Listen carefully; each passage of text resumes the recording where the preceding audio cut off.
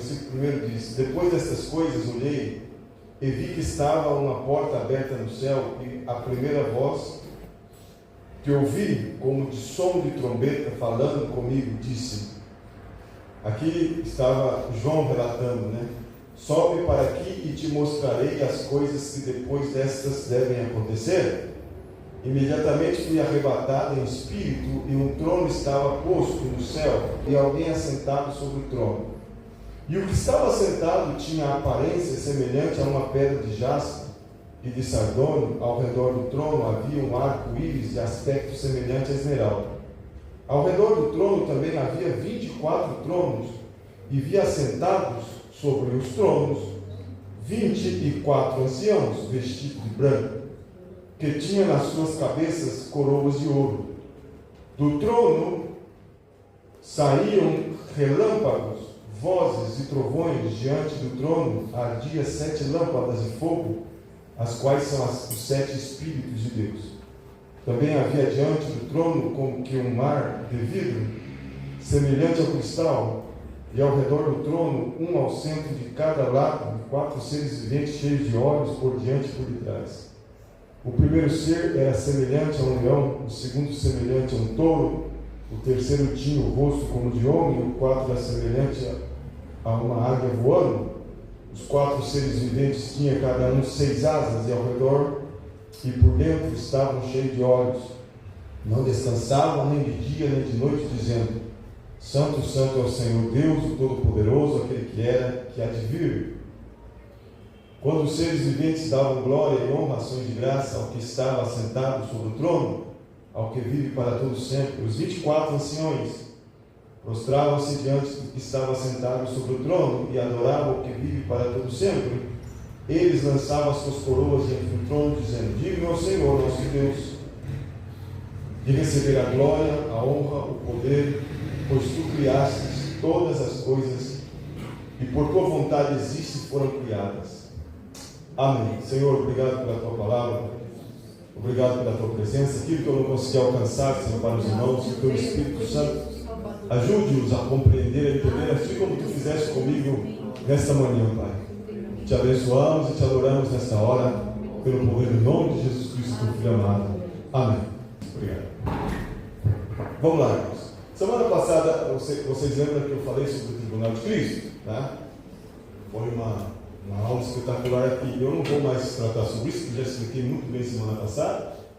Falamos sobre o Tribunal de Cristo. Eu quero me deter aqui, irmãos, avançar, e vou usar esse cronograma aqui, vamos dizer, para que a gente possa entender aqui.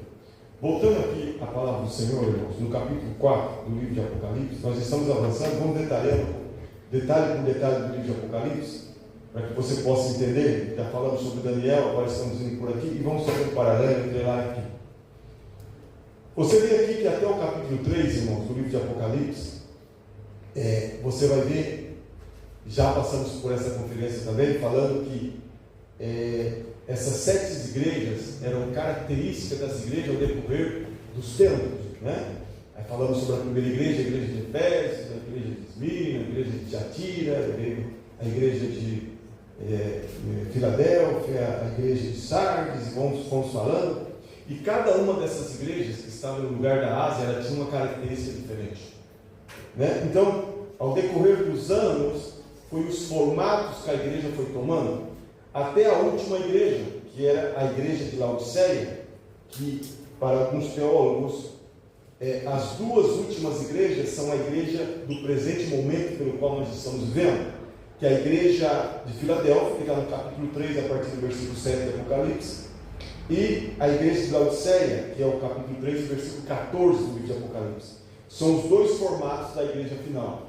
A igreja de Filadélfia é a igreja fiel, a igreja que ainda que tenha pouca força, mantém-se fiel no meio da pressão, no meio das dificuldades, no meio dos problemas.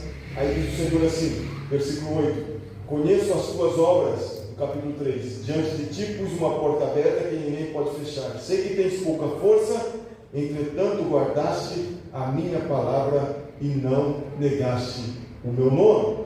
A igreja fiel, a igreja de Filadélfia. E a igreja de Laodiceia, que é conhecido como a igreja morna, a igreja que fica em cima do muro. Ela nem vai e nem vem. Pela riqueza e pelo poder que ela tem, ela termina acreditando mais no que ela tem do que no Deus do qual ela serve. Então, as pessoas têm a tendência de adorar mais coisas do que o próprio Deus. Por isso, irmão, que muitas pessoas aqui nessa terra não vai ser rica, nem muito próspera. E sabe por que muitas vezes Deus não nos abençoa? Porque Ele sabe e conhece o nosso coração. Se Deus colocar alguma coisinha a mais na nossa mão, a gente fica orgulhoso, a gente fica birrento, a gente acha que é melhor que os outros, a gente já não quer mais sentar perto do outro, a gente se incomoda com isso, se incomoda com aquilo, a altivez sobe no coração. Então Deus muitas vezes segura certas coisas na nossa vida para nos manter na humildade, porque Ele sabe que se der alguma coisa a mais, termina estragando. E foi o que aconteceu com a igreja de Laodiceia, na igreja, versículo 20 do capítulo 3, você vai ver Jesus falando para essa última igreja: eis que estou à porta e bato. Se alguém ouvir a minha voz e abrir a porta, entrarei em sua casa e com ele cearei, e ele comigo. Era uma igreja que se titulava igreja, mas que Jesus estava para fora dela. Jesus estava onde? Na igreja de Laodiceia? Estava na porta. Do lado de dentro? Não, do lado de fora. Batendo para que entrasse. É a igreja de hoje, a igreja atualizada de hoje, uma igreja rica que já não pode dizer que não tem prata, que não tem ouro, é mentira. Estava fazendo uma pesquisa e eu descobri, até no CETASC, na conferência que fizemos no CETASC segunda-feira passada, eu estava pesquisando e descobri, por ano, a igreja brasileira, estou falando só da igreja brasileira, por ano, arrecada 400 bilhões de reais. Pouco dinheiro, né? 400 bilhões. No mundo, nós temos quase 2.000 cristãos. Entre evangélicos é um pouco menor o número. E por ano, essas igrejas do mundo arrecadam quase 4.000 trilhões de dólares por ano. Sabe quanto que essa igreja, tanto no Brasil como no mundo, investe na sua missão, que é a prioridade da igreja? Sabe quanto que investe? Não chega a 1%. Ou seja, a igreja não está gastando nada com a sua missão. Com o que gasta? Gasta com ar-condicionado, gasta com bom equipamento, gasta com bons tempos. Tem algum problema em ter um bom tempo, ar-condicionado, ter bons instrumentos? Não tem problema nenhum. O problema é que se gasta mais com isso do que em cumprir a sua missão. Você já parou para pensar? Se a GM começasse a investir mais em terras, mais em telhado, mais em parede, e não investisse no seu produto pelo qual ele vende, o que aconteceria com essa fábrica? Não precisamos ir muito longe, não. Aqui a nossa irmã Lélia e o irmão Alexandre, eles têm uma fábrica ali de salgado. Se eles começam a investir mais em equipamento do que na sua matéria-prima, o que vai acontecer com eles? Vai o quê? Falência. Se a igreja fosse uma empresa, já estaria falida. Como é que você pode gastar 1% e cumprir a sua missão? Tem lógica isso. Então, é a igreja, a característica da igreja de Laodiceia. Bom, então essa é a última igreja. Aí, irmãos, vem aqui, vamos aqui para o nosso quadro para que a gente possa entender. Então, aqui está a igreja, né? Coloquei uma igrejinha aqui.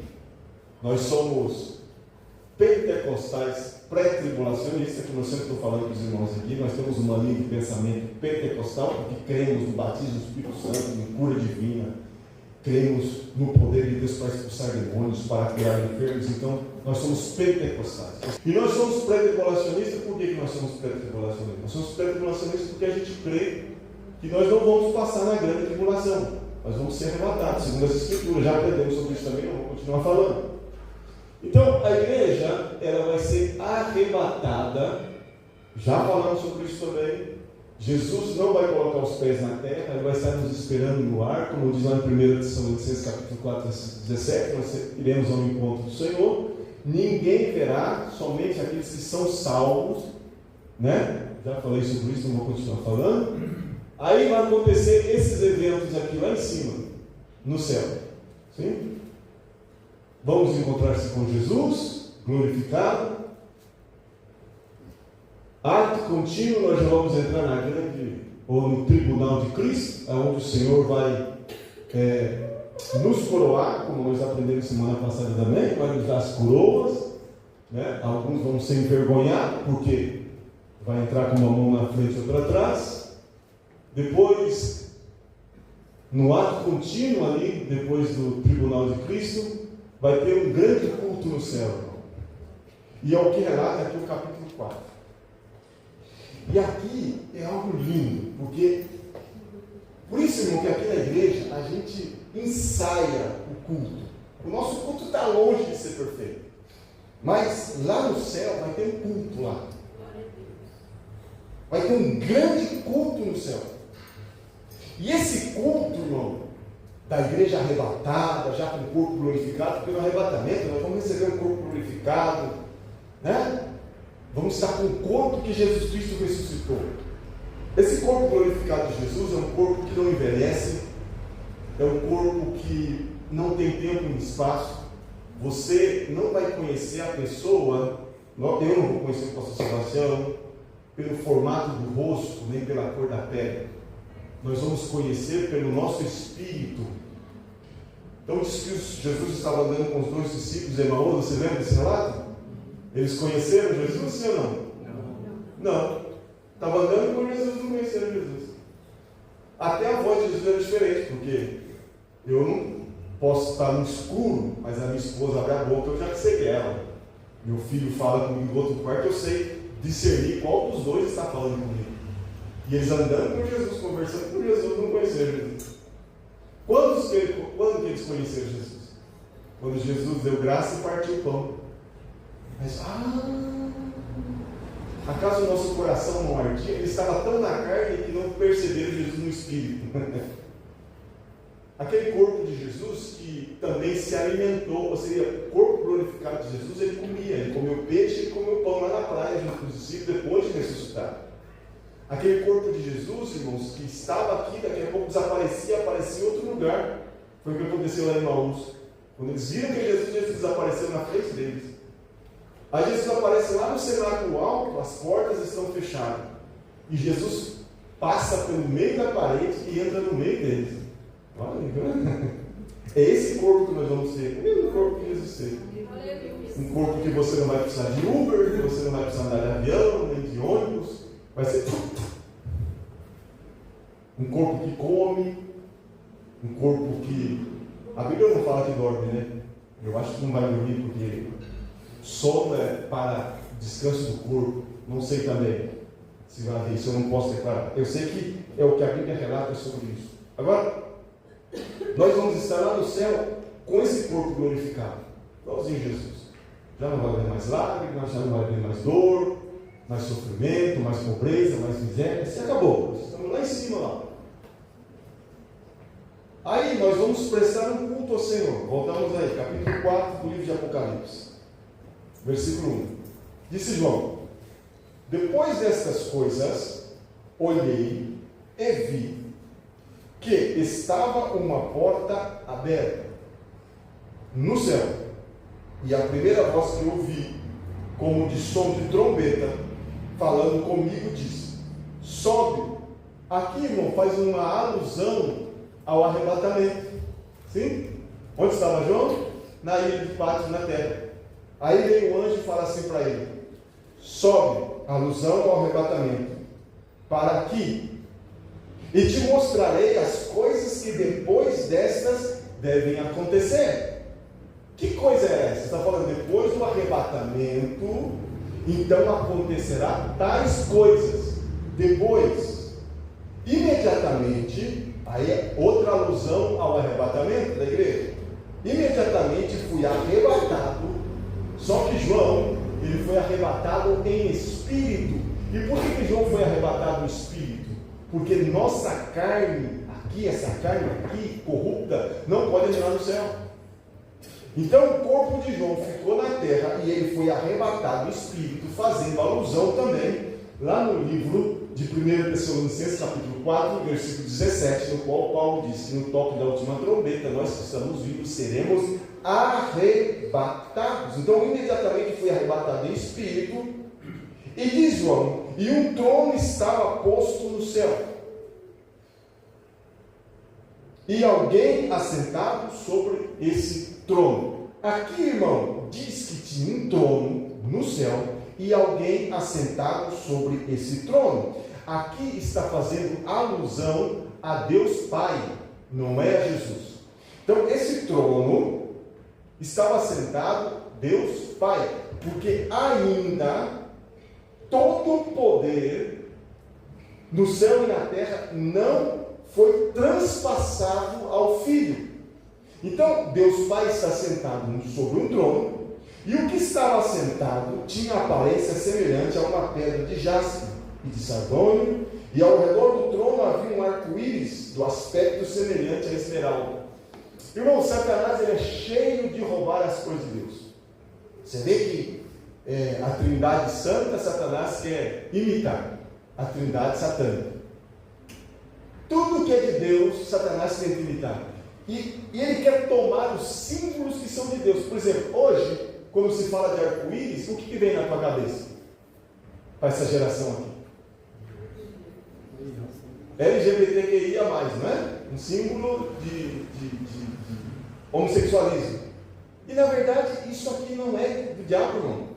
O símbolo do arco-íris é de Deus. Primeiro ele fez surgir lá, depois que a arca parou no Monte Ararat. Deus fez uma aliança com Moisés, e a aliança era o arco-íris. E aqui, no trono do Deus Pai, atrás dele tem um arco-íris. Então o arco-íris não é do diabo, é de Deus. Aquelas cores que você vê ali, é as cores exclusivas da aliança de Deus conosco, a humanidade. E o inimigo sempre tentando usurpar aquilo que não é dele. Por isso que ele é chamado de enganador. Ao redor do trono também havia, diz aqui, versículo 4. Ao redor do trono também havia 24 tronos, e via sentados sobre os tronos 24 anciãos vestidos de branco, que tinha na sua cabeça coroas de ouro. O que representava esses 24 anciãos? Os 24 anciãos simbolizavam os 12 patriarcas. Vocês sabem quem eram os 12 patriarcas, né? Os 12 filhos de Jacó. A igreja não existia ainda, mas os patriarcas estavam já fazendo alusão aos 12 apóstolos. Então tínhamos 12 patriarcas no Antigo Testamento e 12 apóstolos no Novo Testamento, dando assim um total de 24 anciãos, representando a igreja de Cristo Jesus. Guarde na tua cabeça, esses 24 anciãos simbolizava a igreja do Senhor Jesus Cristo. E onde estava essa igreja? Essa igreja estava sentada sobre tronos. O que significa isso? É o que Jesus Cristo mesmo falou, que nós, se formos fiéis até o fim, nós reinaremos com Ele. Aqui está falando a palavra do Senhor, versículo 5. Não, versículo 4 continua. Sobre os tronos 24 anciãos, vestidos de branco, está falando de pureza, de santidade, que tinha nas suas cabeças coroas de ouro. Lembra daquelas coroas que nós falamos semana passada? Daqueles que, diante do tribunal do Cristo, receberão coroa de glória, coroa da vitória, coroa incorruptível, coroa da vida. Aqui a igreja já está sentada no seu lugar de trono e coroada aqueles que foram até o fim. No versículo 5 fala: do trono saía relâmpagos, vozes e trovões. Diante do trono havia 7 lâmpadas de fogo, as quais são os 7 Espíritos de Deus. Aqui não está falando que tem 7 Espíritos, são as 7 manifestações do Espírito Santo em todo o tempo em relação ao mundo, à igreja, que é o Espírito de sabedoria, o Espírito de fortaleza, o Espírito de conhecimento, o Espírito poderoso de Deus. No versículo 6 fala: também havia diante do trono como de um mar de vidro, semelhante a cristal, e ao redor do trono, ao centro de cada lado, 4 seres viventes, cheios de olhos por diante e por detrás. Parece um monstro, né?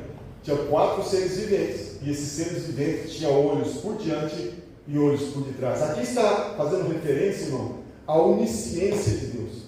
Ninguém pode esconder-se dos olhos de Deus, aonde quer que você esteja. E aqui está falando sobre isso: 4 seres viventes, cheios de olhos por diante e por detrás. Versículo 7: o primeiro ser era semelhante a um leão, o segundo semelhante a um touro, o terceiro tinha um rosto como de homem, e o quarto era semelhante a uma águia. Olha aqui o formato desse anjo, né? Aqui não fala de anjo, fala de um ser vivente, que nas escrituras aqui demonstra ele como um anjo mais poderoso do que os anjos do Senhor no céu. Inclusive esses 4 ajudarão em todo o juízo que virá em relação à terra. Eles estarão numa área de destaque. E diz aqui que ele tinha a semelhança de um leão, semelhança de um touro, semelhança de um homem e também semelhança de uma águia voando. Versículo 8: os 4 seres viventes tinham cada um 6 asas. Vocês lembram de algum relato de anjos que tinha 6 asas na Bíblia? Quem aqui lembra? Hã? Aqui pareceu para Isaías. Isaías, exatamente. Não é? Isaías viu um trono alto, sublime.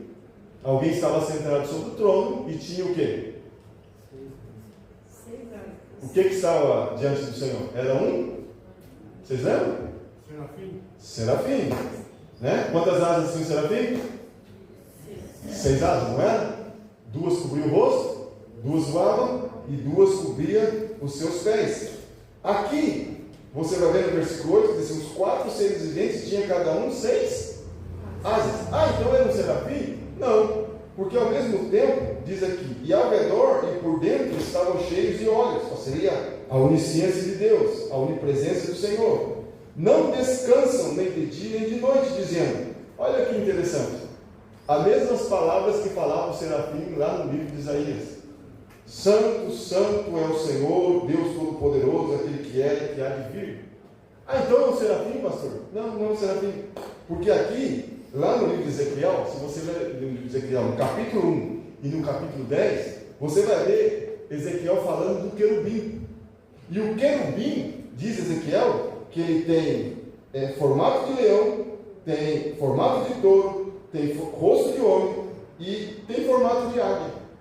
Então parece que é um anjo mais poderoso que o querubim e o anjo mais poderoso que o serafim. A junção entre o querubim e o serafim dá um ser vivente.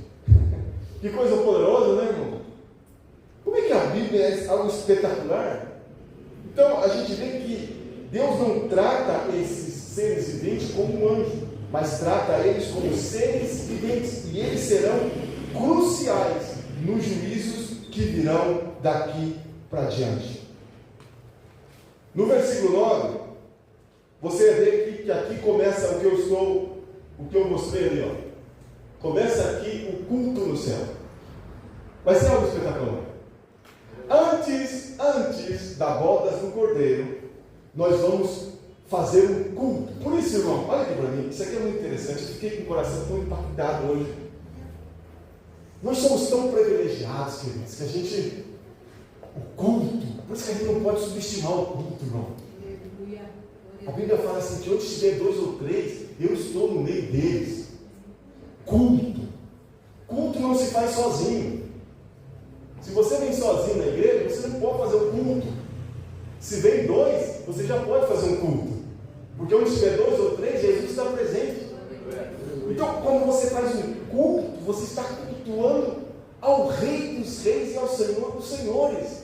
Na verdade, olha aqui para mim, quando você faz um culto, você não está cultuando ao Filho simplesmente, você está cultuando ao Pai, porque quem está no trono ainda é o Pai. E onde está Jesus, pastor? Jesus está sentado à destra do Pai. Você lembra de Estevão? Quando Estevão estava sendo apedrejado, o que Estevão viu na visão? Ele levanta os olhos e vê o quê? Ele vê o céu aberto, o que mais?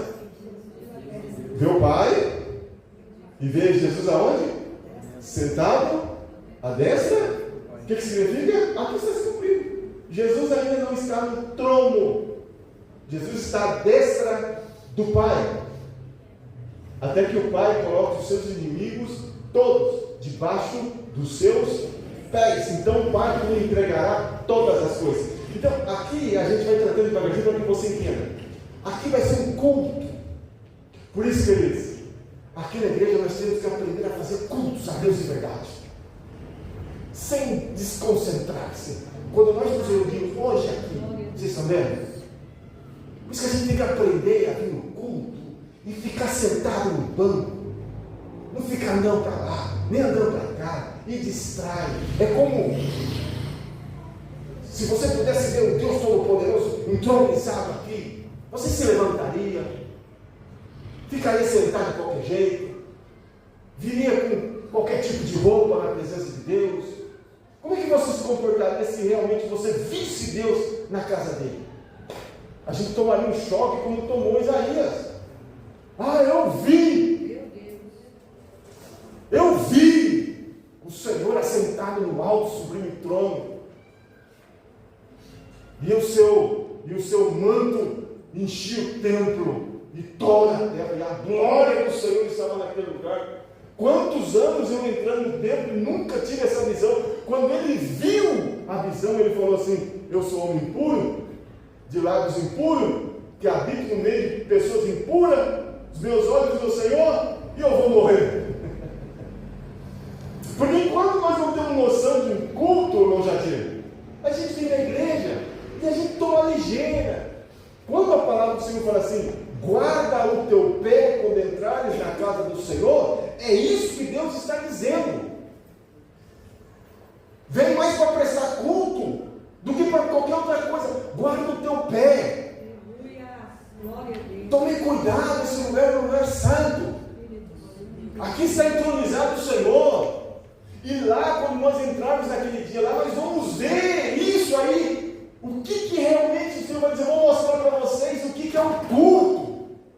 Aí nós vamos dizer: meu Deus do céu, gente, a gente não prestava atenção, irmão, a glória, o poder de Deus nessa igreja, porque a gente tem que entrar com muito cuidado na casa do Senhor, tomar muito cuidado, até os movimentos que a gente faz, a gente tem que tomar cuidado, porque esse não é um lugar qualquer. Tem que ensinar as nossas crianças a não ficar correndo dentro da igreja, tem que ensinar as pessoas que aqui não é lugar de ficar tomando água, ou comendo, ou mastigando qualquer outra coisa. Aqui não é lugar para isso. Aqui é um lugar santo, chamado casa de Deus. Qual casa de Deus? É um lugar ser forte, não é? Eu não sei, irmão, se você não sair daqui arrepiado, meio temoroso, meu Deus do céu, a gente vai ter que entrar de novo nas águas batismais. Porque realmente é algo extraordinário. Então nós vamos estar diante de Deus. Olha lá, não sei se vocês viram a figurinha ali, mas o pai sentado, o filho à destra, nós aqui e os anciões ao lado. Algo espetacular essa. E diz a palavra que quando os seres viventes davam glória, olha aqui, honra e ações de graça. O culto que não tem glória, por isso que eu estou falando com você na introdução aqui. Nós temos que aprender a dar glória no culto. Olha para o teu irmão que está na tela, irmão. Tem que aprender a dar glória. Tem que dar glória, irmão.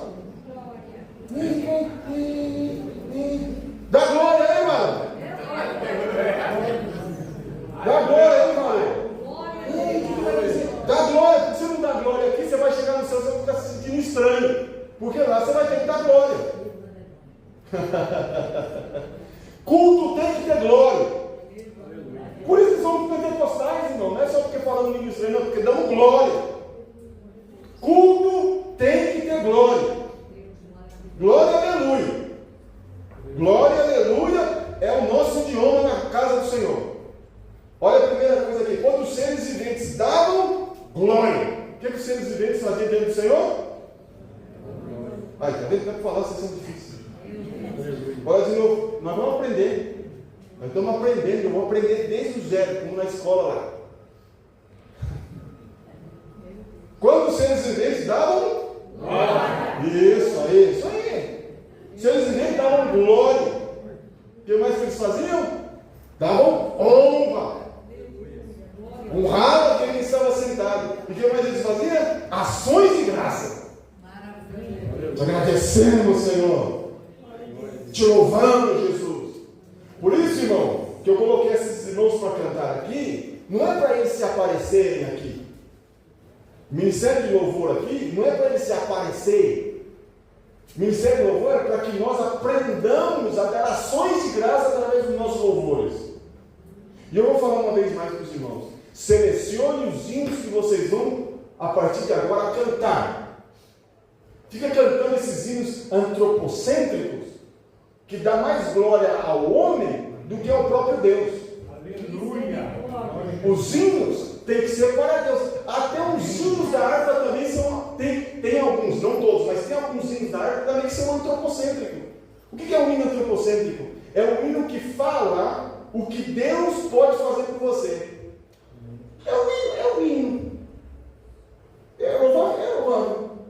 Mas diante de Deus você não pode falar para outro o que Deus está fazendo para ele. Você vem para adorar o Senhor. Dizer o que Ele é, dizer o que Ele tem, dar a Ele ações de graça, dar a Ele adoração e louvor. Isso é adoração. Ações de graça a Deus. Hinos que chama Jesus de lindo, de maravilhoso, que fala da sua bondade, da sua misericórdia, da sua grandeza. Olha o que diz aqui: os que estavam assentados sobre o trono, ao que vive para todo sempre. O que falava, o que tinha nesse culto? Tinha glória, tinha honra e ações de graça ao que estava sentado sobre o trono, ao que vive para todo o sempre. Aleluia. Os 24 anciões prostravam-se diante de Deus. Nós temos que aprender a prostrar-se diante do Senhor. Aleluia! Glória a Deus. Aqui na igreja nós temos que aprender a orar. Prostrar, orar e prostrar. Você tem que aprender a prostrar-se. Aleluia! Colocar-se diante do Senhor. Aleluia! Temos que aprender a fazer isso. Amém. Porque aqui é um ensaio do que a gente vai fazer lá na eternidade. O culto que o Senhor nos ensina está aqui. Amém. Prostrar-se. Cara no pó. Aleluia! Lágrima derramada. Nós temos que nos prostrar diante daquele que está no trono. Aleluia! Glória a Jesus. Os 24 anciões se prostravam, aqui simbolizando a igreja. Aleluia! A igreja prostrava-se diante do que estava sentado sobre o trono e o adorava. Aleluia! A palavra adoração quer dizer entrega. Entregava tudo que tinha. Glória a Deus. Não venha na igreja com um coração mesquinho. Amém. Glória. Eu não vou dar glória.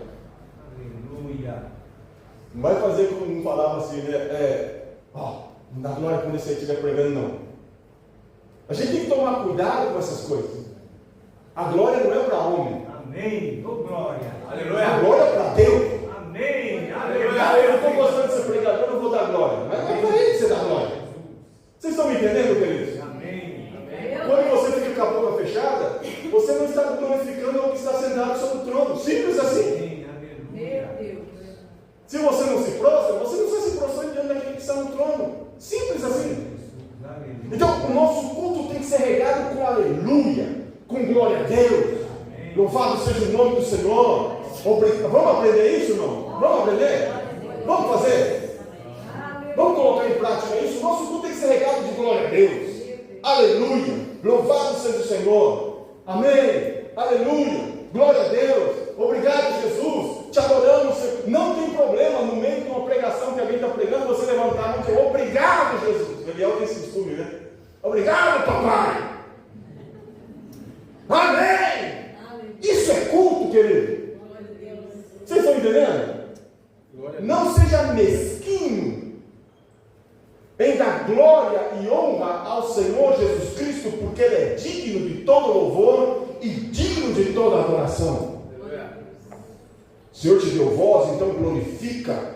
Os 24 anciões prostravam-se diante do que estava sentado sobre o trono e o adoravam, o que vive para todo sempre, e eles lançavam as suas coroas. Glória a Deus. Mas essa coroa não significa nada, vereador brasileiro. O que nós vemos na igreja, o que nós lançamos diante do Senhor? chorando aos pés de Cristo. Vem na igreja queixar-me. Senhor, por que o Senhor não fez isso? Senhor, por que o Senhor não fez aquilo? Aprendamos a lançar as nossas coroas. Tudo que eu tenho, tudo que eu sou, Senhor, aqui, ó. Aleluia. Isso aqui é algo espetacular. E ele dizia: digno é o Senhor nosso Deus de receber a glória, a honra e o poder, pois tu criaste todas as coisas e por tua vontade existem e foram criadas. Vai ser um cultão pentecostal, vai ser algo poderoso. Diz a palavra que são milhares e milhares e milhões de pessoas. Estaremos diante do Cordeiro. Eu vou gritar, irmão. Eu vou sapatear. Mas quando estiver lá. Não, começa aqui ensaiando, vai. Aleluia. Como é que você quer entrar nas Olimpíadas se não está esquentando? Já viu o jogador de futebol quando ele vai entrar no campo? O que ele faz? Ele está sentadinho lá, né? Aí o técnico fala assim: entra de uma vez. É assim que ele faz?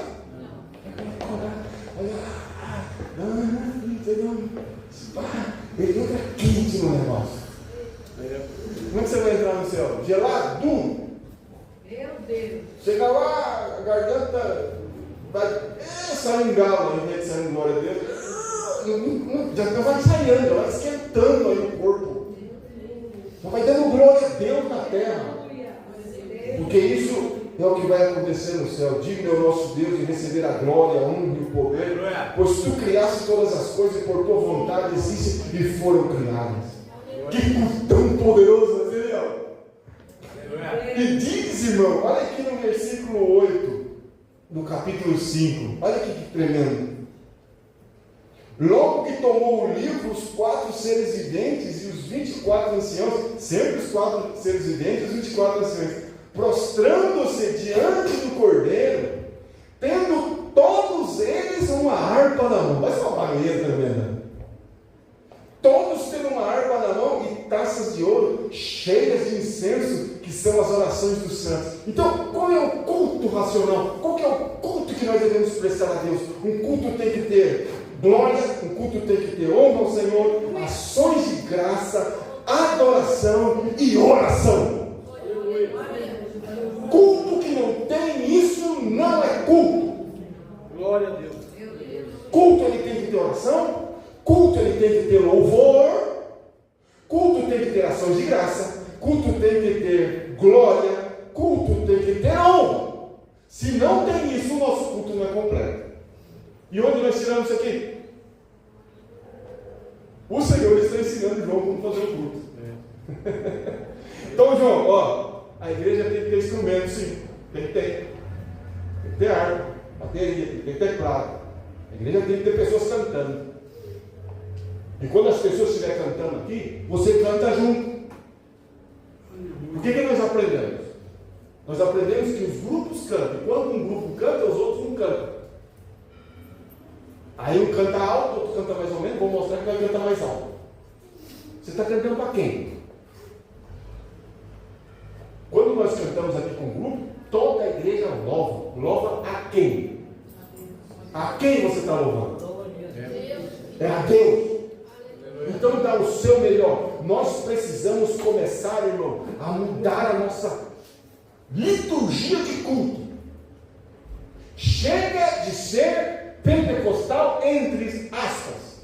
Nós somos pentecostais porque um dia esse povo estará diante do Cordeiro. E nós aqui do Valparaíba vamos chegar lá afiado. Porque o pastor lá nos ensinou a fazer culto, Deus. Aleluia. E nós chegamos aqui já sabendo fazer culto. Então, culto tem que ter harpa, tem que ter instrumento, tem que ter louvor. Um culto tem que ter orações. Aqui no versículo 8 fala, do capítulo 5, são cheios de incenso, são as orações dos santos. Para Deus a tua oração é incenso. Quem já sentiu o cheiro de incenso? É gostoso, não é gostoso? Para Deus a oração sua é o irmão Jadir, pastor Sebastião, é incenso. Olha que coisa. Para Deus a tua oração é incenso agradável. Versículo 9 fala: e cantavam um novo cântico dizendo. Eu não gosto quando as pessoas falam, hino bom era o que se fazia antigamente. Antigamente tinha um bom, deve ser bobo. Nem Deus gosta muito de hino velho. E aqui mostra. Não vai cantar hino velho, não. Nós vamos cantar aqui um hino novo. Eu que acostumo com os hinos velhos, não. Nem Deus gosta de hino velho. Se ele gostasse de hino velho, ele colocará de novo. Cantou o hino que todo mundo cantava. E cantavam um novo cântico. E o que continha nesse novo cântico, versículo 9? Digno é de tomar o livro e de abrir seus selos, porque fosse morto e com teu sangue compraste para Deus homens de toda tribo, língua, povo e nação. Para o nosso Deus o fizesse rei, sacerdotes, e eles reinarão sobre a terra. Então olhei e ouvi a voz de muitos anjos ao redor do trono. É uma barulheira de anjo. E a nossa voz no meio daquela barulheira, coisa gostosa demais, irmão. Você que é torcedor de algum time, que alguma vez já foi no estádio, quando o teu time está lá ganhando ou está perdendo, você leva bumbo, você grita, sai ronco lá. Aí a gente vira crente e fica bobo. Não pode dar glória a Deus, tem vergonha. Vai dizer o quê, irmão? Glória a Deus, aleluia, e ponto. Aleluia. Se não gostar, sai de perto de você, mas não vai dar glória a Deus, não. Porque o irmão foi embora, porque dá glória a Deus, incomodava os irmãos. Eles saíram incomodados pelo irmão. Aleluia, Você está tocando que Deus te deu, uma voz bonita que Deus te deu.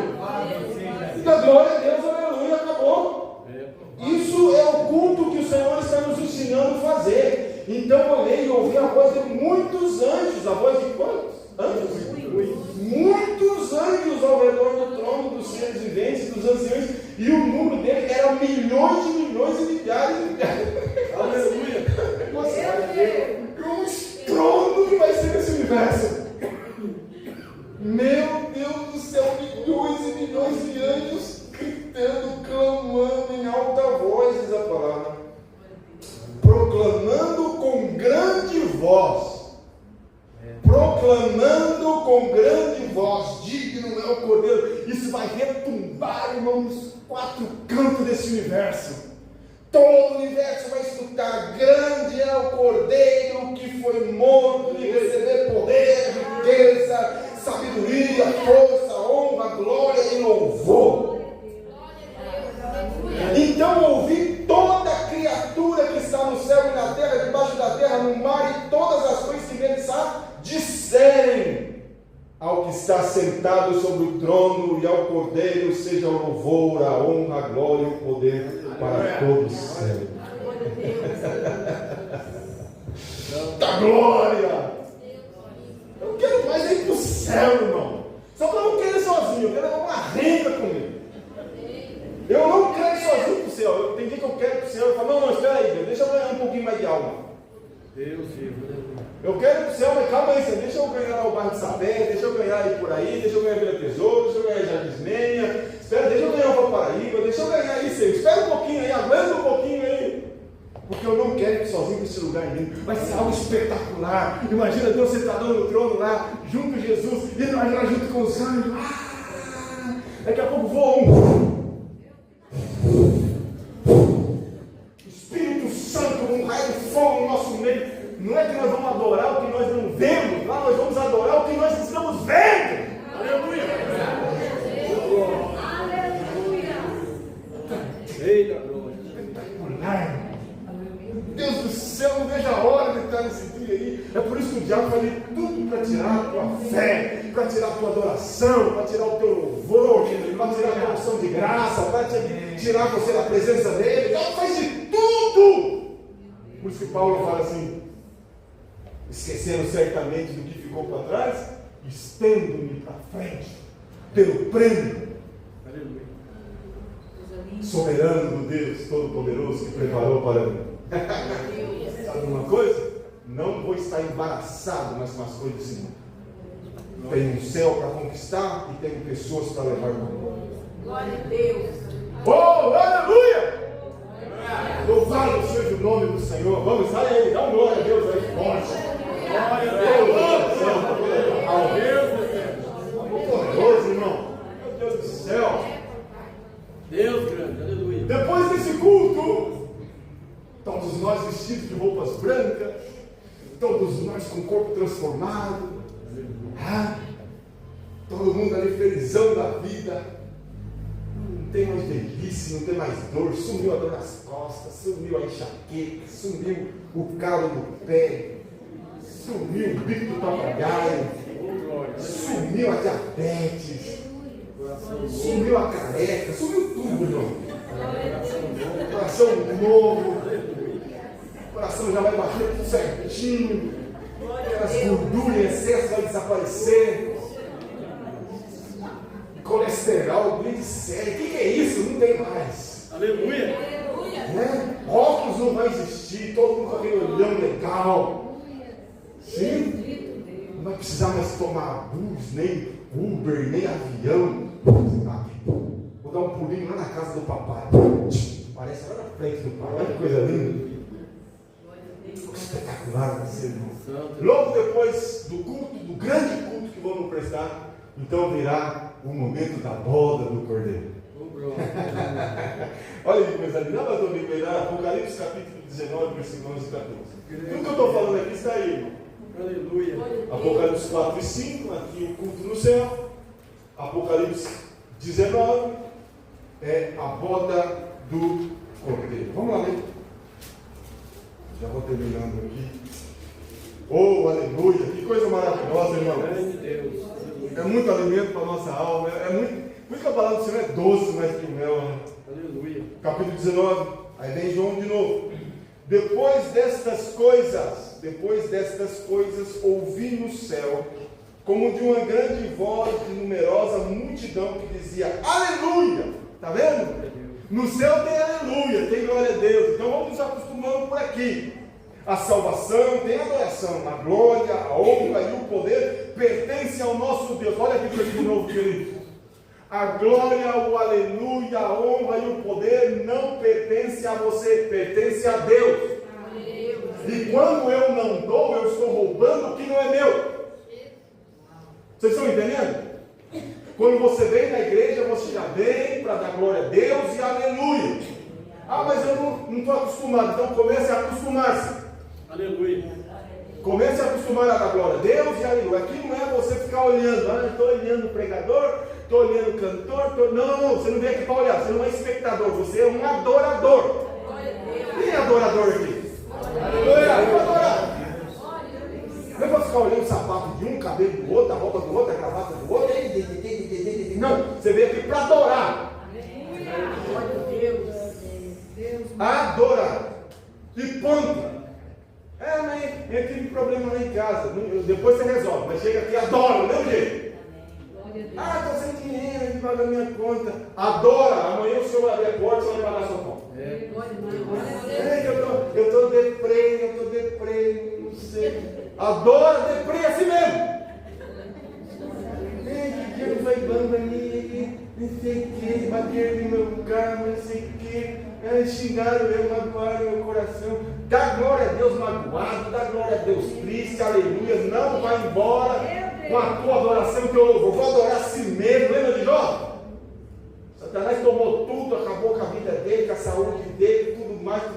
O que ele fez? Adorou. Por que ele adorou? Porque ele diz assim: aí nos meus olhos verá o Senhor. Eu sei, eu tenho crido. Então, culto é para o Senhor. Aí vem a boda do Cordeiro. 19. 2. Pois verdadeiros e justos são os seus juízos.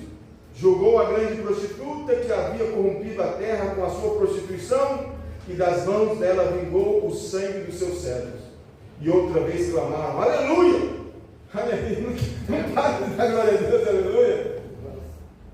É aleluia, glória no céu, é aleluia, glória a Deus. Se alguém perguntar para você o que você vai fazer no céu, você vai falar assim: eu vou dar glória a Deus e aleluia. É o que você vai fazer. É isso. A tua vida, a nossa vida lá vai ser dar glória a Deus e aleluia. E a fumaça dele sobe até para todo sempre. Aí aparecem os 24 anciãos novamente. Os 24 anciãos e os 4 seres viventes. 4 seres viventes novamente. Prostraram-se e adoraram a Deus que está sentado no trono, dizendo: amém, aleluia. Amém significa assim seja. Glória a Deus. Então saiu do trono uma voz que dizia: louvai ao nosso Deus. Olha o que está saindo do trono, irmão. Deus está falando através da minha boca para você. O que está saindo do trono? Do trono está saindo assim, uma voz que diz assim: louvai ao nosso Deus. Aleluia. O que eu estou ensinando vocês? Glória a Deus. O que eu estou ensinando vocês? Adorar a Deus, a louvar a Deus, a dar glória ao Senhor. E não é eu que estou falando, quem está falando é o Senhor. Aleluia. E do trono uma voz que dizia: quem estava sentado no trono? O Pai. E o que o Pai estava dizendo? Louvai ao nosso Deus, vós todos os servos, vós todos os servos. Glória a Deus. Quem aqui é servo do Senhor? Então dá glória a Deus. Aí diz a palavra: todos vós servos que temeis, tanto pequenos como grandes. Glória a Deus. Ensinar nossas crianças, o nosso ancião, dá glória a Deus. Também ouvi uma voz como de uma grande multidão, como a voz de muitas águas, e de fortes trovões que diziam: olha que barulheira, hein? Trovão e fortes águas. Aleluia. Aleluia! Pois já reina o Senhor nosso Deus Todo-Poderoso. Regozijemo-nos, exultemo-nos e demos de glória. Pois são chegadas as bodas do Cordeiro, e já sua noiva se aprontou. E foi-lhe dado que se vestisse de linho fino, resplandecente e puro. O linho fino são os atos de justiça dos santos. E disse-me: escreve, bem-aventurados aqueles que são chamados à ceia das bodas do Cordeiro. E disse-me ainda: estas são as verdadeiras palavras de Deus. Então, olha aí, olha aqui outra vez o cronograma para a gente já ir terminando. Temos aqui o arrebatamento, veio o tribunal de Cristo, depois o culto no céu, depois a bodas do Cordeiro, e depois da bodas do Cordeiro, nós viremos com o Senhor na sua segunda vinda. Aleluia.